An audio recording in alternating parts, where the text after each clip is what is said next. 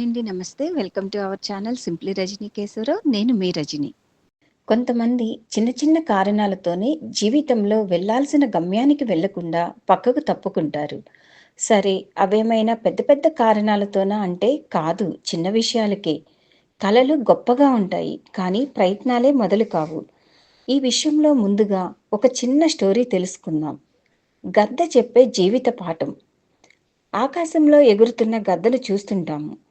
మన కంటికి అది కోడిపిల్లల్ని ఎత్తుకుపోయే పక్షి మాత్రమే. కానీ దాని జీవితాన్ని పరిశీలిస్తే మనిషి జీవితానికి స్ఫూర్తినిచ్చే ఒక గొప్ప కథ దాగి ఉంది. గద్ద జీవితకాలం 70 సంవత్సరాలు.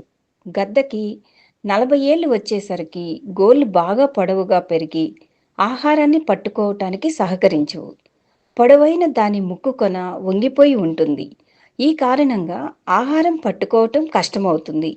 ఇంకా ఈకలు కూడా దట్టంగా పెరిగి దాని రెక్కలు బరువై చురుకుగా ఎగరటానికి కూడా సహకరించవు. ఇలాంటి సమయంలో గద్ద ముందున్నది 2 దారులే. ఒకటి, ఆహారం లేకుండా చచ్చిపోవటం. రెండోది, తనను తాను మార్చుకోవటం. గద్ద రెండో దారిని ఎంచుకుంటుంది. ఆ మార్పునకు చాలా రోజులు పడుతుంది. మార్పు కోసం తనకు దగ్గరలో ఉన్న ఒక ఎత్తైన కొండను స్థావరంగా చేసుకుంటుంది. పెరిగిన ముక్కు కొనను కాలిగోళ్ల మధ్యలో పెట్టుకొని బాధ కలిగినా కూడా నెమ్మదిగా వలిచివేస్తుంది. ఆ తర్వాత ముక్కు మళ్ళీ కొత్తగా వచ్చి పదునుగా పెరిగే వరకు ఎదురుచూస్తుంది.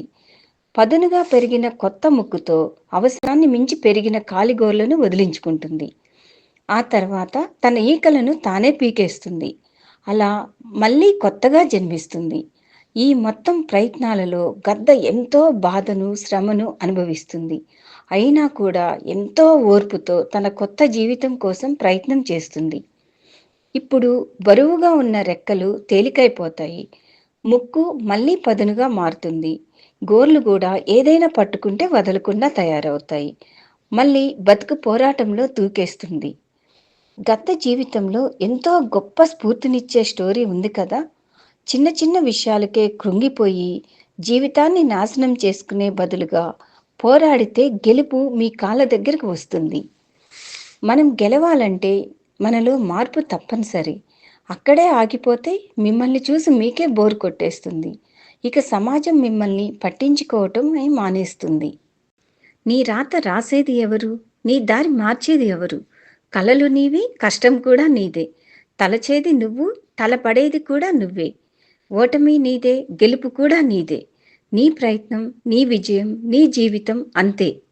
ఇంకేమీ నిరాశ పడకుండా ముందడుగు వేయండి ఫ్రెండ్స్.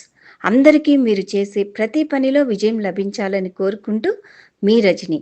నెక్స్ట్ వీడియోలో మళ్ళీ కలుద్దాం. Thank you.